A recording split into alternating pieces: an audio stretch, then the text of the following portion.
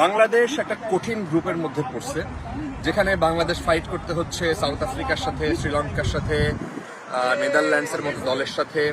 So বাংলাদেশকে এই ম্যাচটা জিততে হবে, ভালো স্কোর করতে হবে।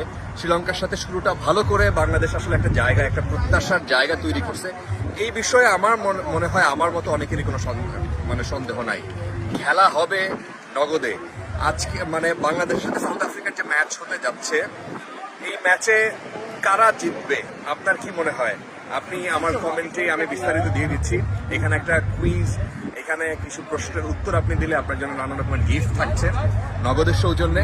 আপনারা বিস্তারিত ওখানে দেখে নেবেন। আমি বলে দিচ্ছি, বাংলাদেশ দক্ষিণ আফ্রিকা ম্যাচে কোন দল জিতবে, বাংলাদেশ নাকি দক্ষিণ আফ্রিকা? ম্যাচে কোন দল টসে জিতবে, বাংলাদেশ নাকি সাউথ আফ্রিকা? প্রথম ওভারে বাংলাদেশের কত রান হবে? 0 থেকে 3, 4 থেকে 6, 7 থেকে 10,